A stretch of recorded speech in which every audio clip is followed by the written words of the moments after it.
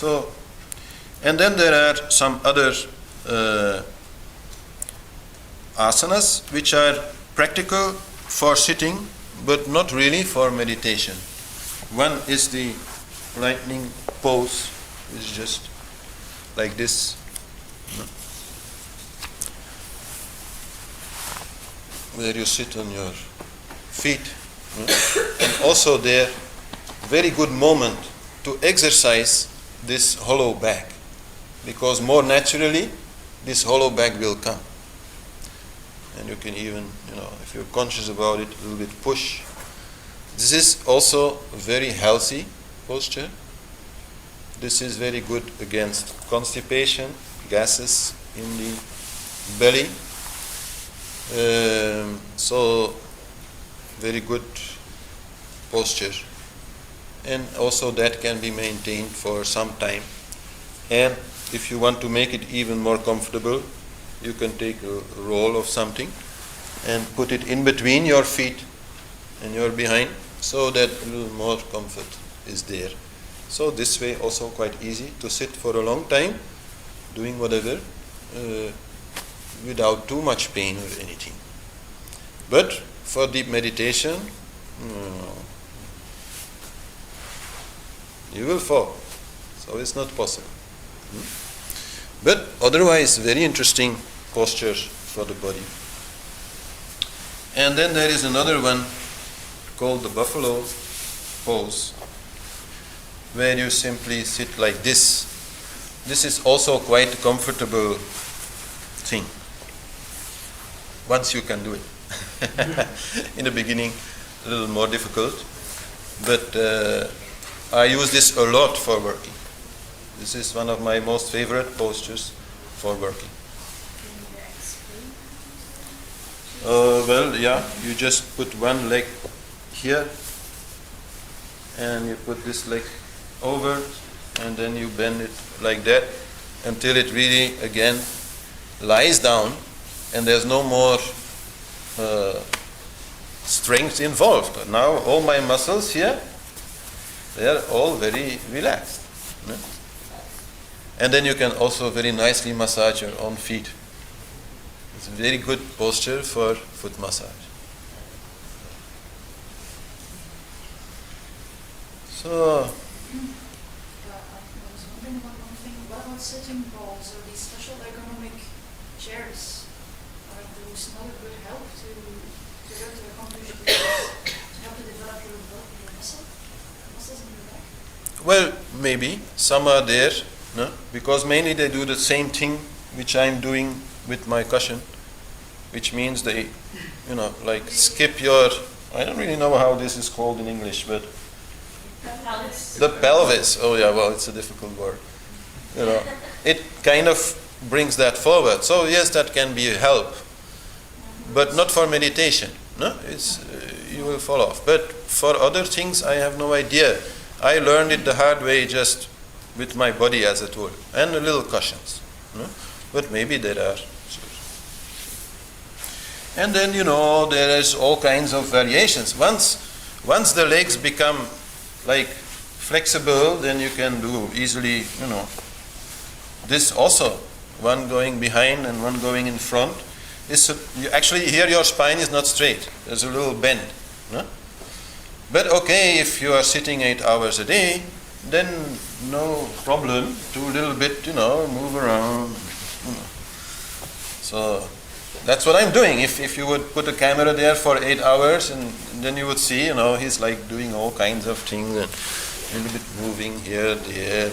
You can also just sit like this, it's like, many different ways are there to sit, and it all comes down to relaxing the legs, letting them lie, supporting them if needed, until they can lie without special support, and then bringing them here and here, making the back straight, and then again you sit. So it takes a little time, but not so difficult. And of course, one thing to advise also is to wear loose clothes. Like this is called in India pajama. It's actually from where our word pajama comes from also, loose clothes to go to sleep with. But these are very, very good. For ladies it is called salwar mostly, but there are more types. But so loose clothes, and actually also this rather funny shirt with the long part here is related to it. Because when you sit and your feet are up in India, you know, you got the flies and the mosquitoes finding a nice place to tickle you. So then you do like this, and it's also a little bit like more polite towards other people, because in India the soles of the feet are not seen as like something very good. So we usually don't show that to people. So that is why this is there. But so when I'm at home, I don't often wear this. It's a little difficult, and then I have to go to the shop, then people are staring at me and thinking I'm a friend of Osama or something. But the pants I wear all the time. This is very normal for me. If I have to go out for some work, I wear a more normal thing, but I come home, I put on this. This is so much more comfortable for sitting. If you do this in a tight jeans, it won't work. And natural clothes, natural material in your asana are very important for meditation. If we do other kinds of asana practices, then apparently these kind of synthetic mats are useful because they are not very slippery. Okay. But don't use it for meditation. For meditation, use some natural material, because otherwise you will be insulated from the ground. Meditation is also relaxation. It is letting go of tension. And part of it will mean to let it go into the ground, to really let it, slide. But if you're sitting on a very insulating material, that is very hard. And then much of yoga practice is also about prana, about the life force which is in the air. But then it should be known that all synthetic materials, carpets and all these things, they are reducing the prana in the air. They are absorbing it. Like in Western science we say they are absorbing negative ions. They are absorbing the electricity of the air. And there's a big link between that and prana. So for your practice, wearing natural clothes, sitting on a natural surface, it is really also very important. Then one more thing to say about the hands. What to do with the hands in meditation. Well, the main thing is, again, relax. So, in the pictures, let's say, you very often see this. You cannot do this for 3 hours. This is not possible. Maybe some particular body types, they might have the right kind of, like length and things that they can do that. But for most people, this is too much stress. Your arms should be naturally here, and your hands should be naturally lying on your legs, so that there also they can relax. And then you can make this mudra or this mudra or this mudra, this mudra. This depends. Mudras is really a science in itself. I can't really explain that so much. But for meditation, usually this one or this one is used. So this is because there also we create a little link, little energy link, which makes it easier to stay inside and not get outside. Then one more part of the posture is that you keep the tip of your tongue against the front teeth on top. So where the front teeth come to the flesh, there you put it.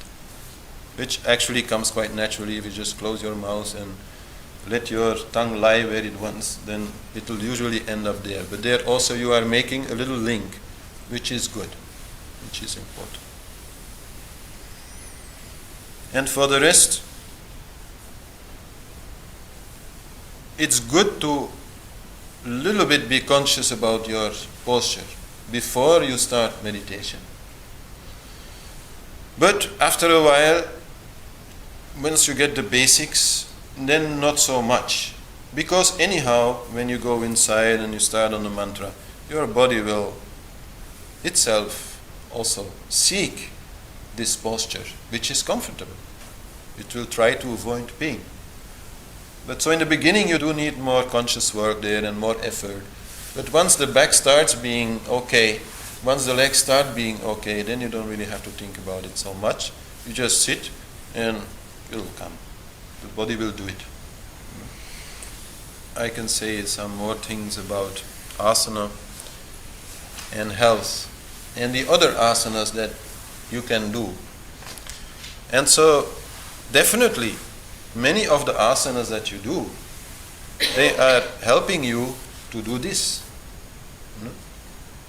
When your body has been properly made flexible, then also this of course becomes more easy. It's quite simple. And that's also why I regularly do my asana practice. But it also is very healthy if it is done in the right way. But it's also important to understand why it is healthy, or what is different in asana when it comes to health compared to other sports. Because many people, they don't really have much idea about that. The main thing is that in asana you are relaxing every single part of your body. Different postures work on specific parts of the body and help you to relax it. But when I say relax, I don't just mean to relax the muscles. Actually, in many postures, the muscles are not completely relaxed, because otherwise you cannot keep the posture. The relaxation that is sought is more in the joints, in the place where the muscles is attached to the bones, in the nerves, and also very much in the organs. And what relaxation means there in these places is emotional relaxation. Every time that we are suppressing an emotion, two things happen. Part of that gets registered in the subconscious mind and later can again influence us in what we do. And part of it, you could say the more gross energy of it, will go somewhere in the body. So definitely, if you want to become a little bit more happy, a little bit more emotionally stable, then first of all you need a lot of cleaning up in the body where there's all kinds of emotional stress stored. And then, you can see that, for example, also in massage. You massage somebody and the person starts to cry. That is because some release of that energy is there. But so in asana we can do it ourselves. And so the main thing is, when you move into posture, to feel where this posture is putting stress. If you make a bend like that, then you get stress here. So that is where you have to work. You have to let this part accept this stress. You have to let it relax against this stress. And how you do that? By using your breath. So asana and breath are always together if you want to do it the right way. It is by doing this and then breathing into it that you are like doing some kind of massage of that part which is under stress, and by that way you can properly release the emotional stress. And this also definitely means that you are releasing many toxins. Emotional stress on the energy level, that's energy. But emotional stress on the level of the physical body, that's chemicals. So asana will remove a lot of toxins also just because of better circulation and all these things. Toxins that come out of the environment, for example. But a lot of the toxins in our body are our own doing. We create them ourselves because of our emotional stress. So then also we can release them. And especially there in the joints and in the nerves, we will be able to release them so that they can be eliminated.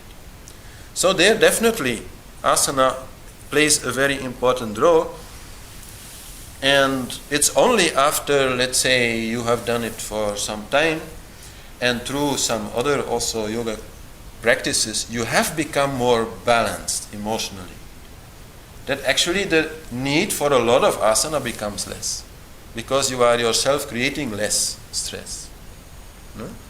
And then, you grow a little bit older, you probably already became a little bit older in that process, and then you grow a bit older, and then you just keep doing whatever feels right to do, never force it, never make an ego game out of it. No?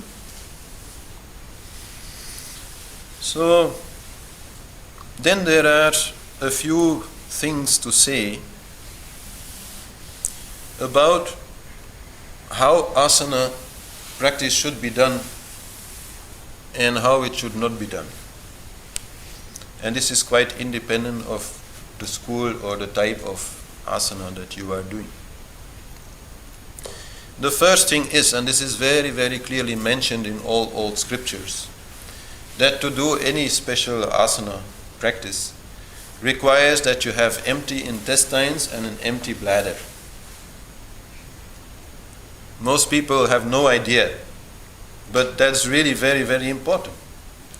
Because if in your intestines still a lot of dirt is there, and you're going to do this and that and that, and you're going to put a lot of pressure on it, what will happen is not the release of emotional stress. What will happen is the release of a lot of shit into your blood. Not literally shit, but, still a lot of bad chemicals. No?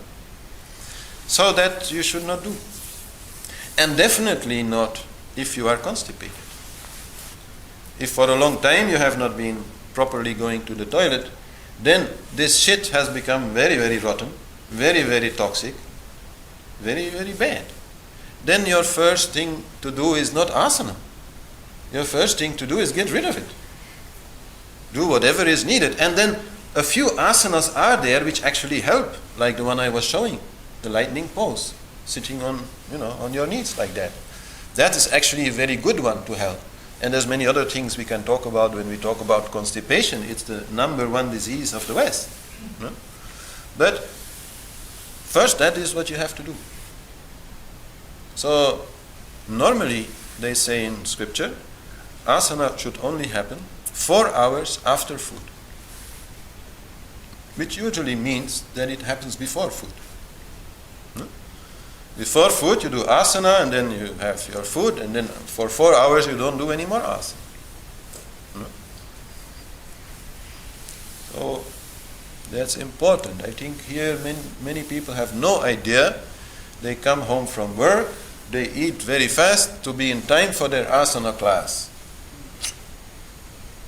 Wrong idea. Really wrong idea. No? So this is one thing. The second thing is that asana should not be too much, but it should be regular.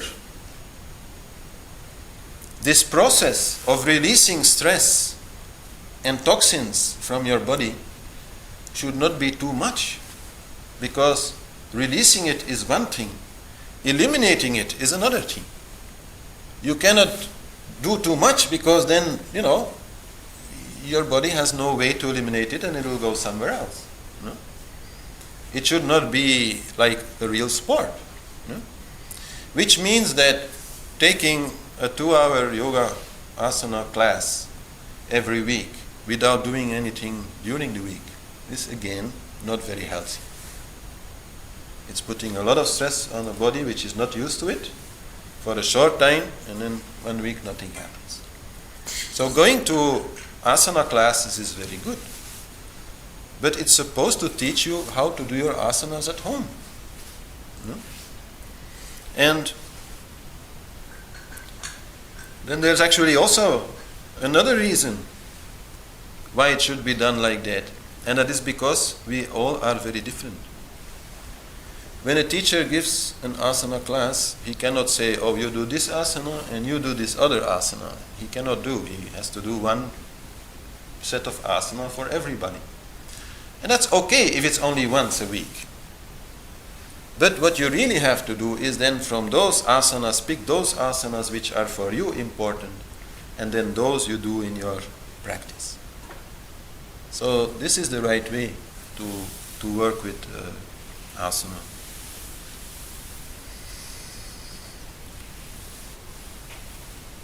We are all different, and in Ayurveda this is mostly explained through the doshas, the 3 main body types, which are actually also the 3 main body problems, the imbalances.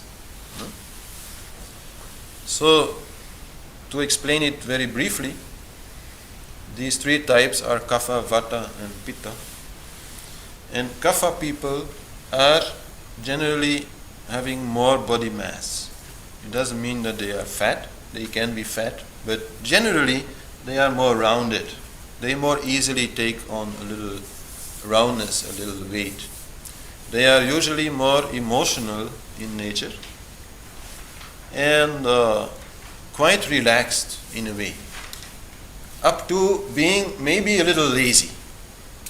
So that's defining this body type. And of course, there's more than 3 different kinds of people. There's more than 3 different body types. So everybody is a mixture somehow of these 3. So I'm putting it a little bit in an extreme form now. But so how should these people do asana? These kapha people. They are the ones actually who need to work the hardest with asana. Sitting asanas, except of course in meditation, but other sitting asanas, lying asanas, all these things, they don't really need so much. Because they already have a very natural tendency to sit and lie down a lot.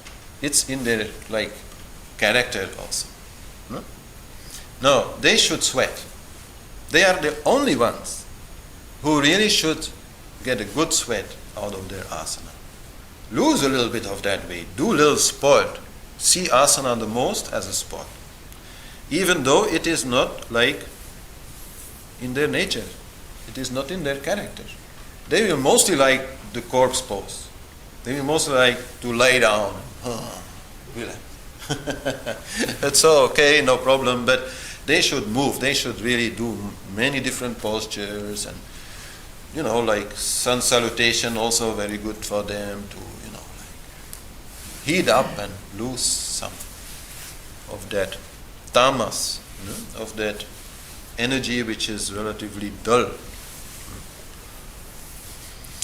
Then the next body type is the pitta type, which is the more fiery type, more athletically built.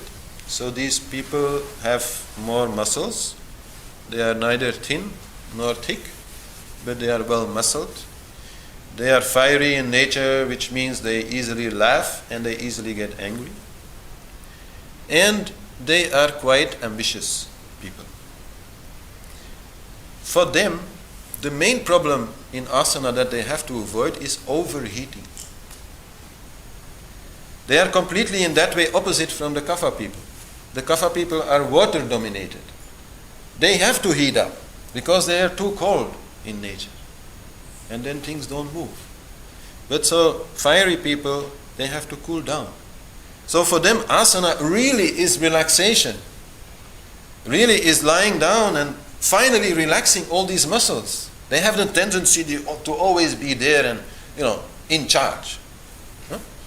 So they have to relax and certainly not do asana out of their ego. Even though they will have this tendency quite naturally. They like to excel at sports. They like to show off their body. They like to be in their body. They are very good at it actually. They are the ones who can do it the best. But actually they are the ones who should be the most relaxed about it. And so while kapha-dominated people, for example, should not drink too much around their asana practice. Maybe a little bit afterwards to compensate for the sweating, but even that not so much. The contrary can be said about pitta people. They should drink a lot. Of course, they should not have 2 liters of water in their belly also when they are doing asana. That's also not a good idea. But they should have a glass before and a glass in between and a glass after. Sure, they should cool down. And they should not do asana in a very hot room. Like some asana practices exist where they actually put the temperature very high, like so sweating is a lot there. So for kapha people it's actually very good. For pitta people it's very bad. They already have a problem with too much fire, too much heat. If they increase it through their asana practice, they will develop more blood pressure problems, they will develop more joint pains, skin rashes and all these things. So they should not do that. And then we have the third group, vata-dominated people, wind-dominated, like me, thin in nature. So first of all, they are certainly also the ones who have to do asana because they have a tendency to think too much. So they have to be in their body. They really have to go there, otherwise nobody goes there. They just stay here. No? First thing. Second thing is they have to be careful. From all 3 body types, they have the weakest body. They should not try the most difficult asanas unless, they're grown into it and prepared for it. No? So they should be careful. And they should neither sweat too much nor too little. They can sweat a little, but never too much. Because vata is a little strange. Kapha is cold and wet, like water. Pitta is hot and dry, like fire. But wind, vata, is cold and dry. So, if you put too much heat, it will become too dry and the vata will increase. If you put too much cold and you become too cold, then the vata also will increase. So you have to do a little bit of both. When we talk about cooking also, we will say that vata person needs some hot spices, but not too much. Also some yogurt. Needs always this balance between hot and cold. While kapha people, they more need to eat a lot of hot spices to heat them up. And pitta people should avoid it and eat a lot of yogurt and drink a lot of water and cool down. No? So in asana this is also quite important to understand. And so no problem to do a little bit like asana in a group once a week. That's not what I'm saying. But if you are doing a daily asana practice, then after a few years this will really have changed you. If you want it to change in a positive way, you have to know these things. And not, for example, if you're a pitta person, have a very physical and heavy asana practice. It will not do you any good at all. So this a little bit about those doshas, and there even you can find on our website an overview of which asanas are good for particular body types. Both on the Lila Yoga website and on the Sanatan website you will find this information on Lila in Dutch and in Sanatan in English. And if you can't find it, just type asana and dosha in Google and you will find this list. I will not go through this list, it's quite a long list of asanas. And then it gives an indication, like for example the warrior pose, no? Very good for vata people, very good for kapha people, but not good for pitta people. They are already too much warriors. You should not stimulate that too much. So this is just one example. And Of course, for a pitta person, it's not a problem to do the warrior pose. It's not a problem to do both directions or however long, I don't mind. But not every day. Not too much. Because the tendency will be there to do it too much. Because they are pitta people. They love it, the warrior pose. Huh? So there you have to go a little bit against your own nature. We all have an own nature, nothing wrong, but there's a little bit of imbalance naturally there. So in yoga and Ayurveda we learn to balance that. So that's an important understanding to have about asana. But so I'll not go through all these things. You can find that quite easily and also on other websites, of course. It's actually quite common knowledge, but few teachers talk about it, so then people don't know. So definitely having a daily practice is the beginning. If you want to learn meditation, you first need to get rid of all this emotional luggage that you have in your body so that you can relax and properly learn to sit, and then the breath, and then go inside. And those parts we will talk about in other classes of Ashtanga Yoga. But so asana is really quite basic. Don't make my mistake. I really made that mistake. I should have spent much more time on it, put a lot more attention to it. But I've explained how it came, nothing wrong. I can sit, that's the main thing. And I'm relatively emotionally stable, so I'm also not putting too much rubbish in my body anyhow. But for the rest, I do it, and I suggest to everybody to do at least 10 minutes, 15 minutes. It's not really needed to do more. You can do more. And if you want to learn and grow into it, you probably need to do more. But just to maintain your body, then 10-15 minutes is enough. And just choose those postures which feel good, and make sure to cover your body from here to here. That's how my basic yoga practice, asana practice is built up. I start here and I go down. And I make sure that I've been everywhere. This is the main thing. Then all the different directions, should be a little bit squeezed and bent and things like that. So I don't know if there's any questions. Yes? Is the benefit the biggest when you do it in the morning or in the evening? Before food. I think it depends very much also on your life. I mean, if you have a stressful job, I certainly suggest when you come home from the job, before you eat, even before you start cooking, so that energy doesn't go into your food, you do your asana practice. And then, you are relaxed for the evening. That luggage you have lost. But it's not a bad idea to do a little in the morning also. It's coming quite naturally actually. In the morning you get up and you want to stretch out, you want to a little bit, do different things. So yeah, sure, there also it can be done. But maybe there more sattvic practices are more useful. More meditative practices are more useful in the early morning because that energy is more like that. Asana is still a little bit more rajasic in nature, so during the day is more logical.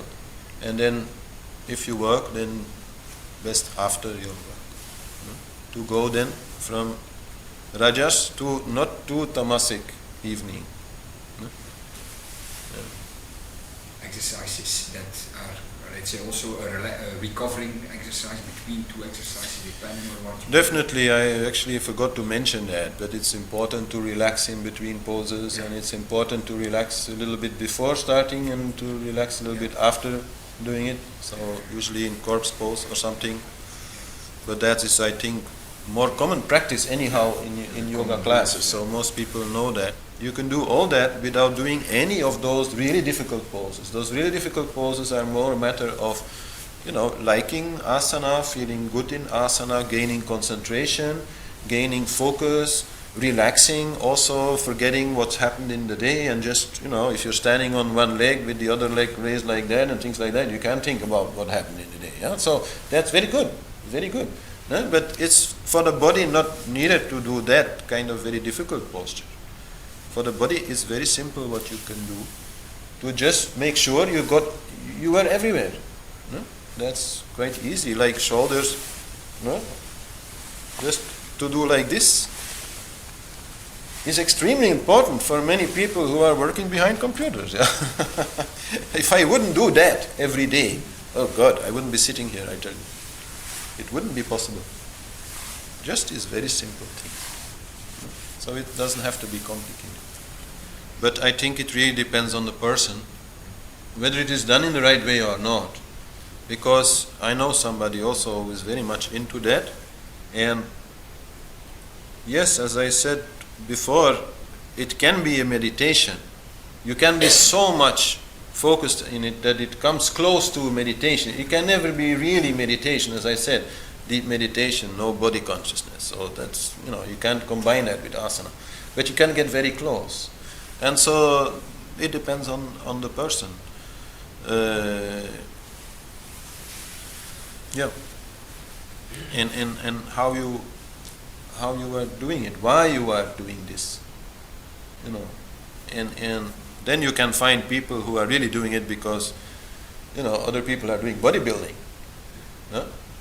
And then you can find other people who are doing it because they are just so much enjoying, like standing on their head for a long time, not moving, and being there in that silence, that focus, and so on. That's also very good exercise. So it depends how they do it, why they are doing it. Not so much on what tradition or things like that. Yeah. Are there other ways to meditate in spiritual lotus? Well, yes. You can meditate also in the tailor posture with cushions. But in really deep meditation, still that may not be stable enough. But you can make it stable enough. It's not so easy. The problem is your body is going to sleep. But you should not go to sleep. That's one of the biggest problems in deep meditation. Your mind goes to sleep, but you don't go to sleep. Your body goes to sleep. So then the support that you give to your body should be enough that you don't fall, and that you also don't feel like you might fall, because then that will disturb you. But it should also not allow you to really lie. The moment the back is getting support, then instead of deep meditation, you will start snoring. You will start sleeping. So, but you can, with sausages of blankets, make it quite comfortable down here, but never too much support the back, because that will not work. But here, yes, you can. Then it also depends on other things, like your power of concentration on the mantra or whatever, and your already inherent relaxation. Because a lot of people in the beginning, when they are trying to meditate, they are meeting their own very unrelaxed mind. And that's like a confrontation, so that's not so easy. But if that work also is a little bit already happened, and your mind is more calm, then that can work. Yeah, so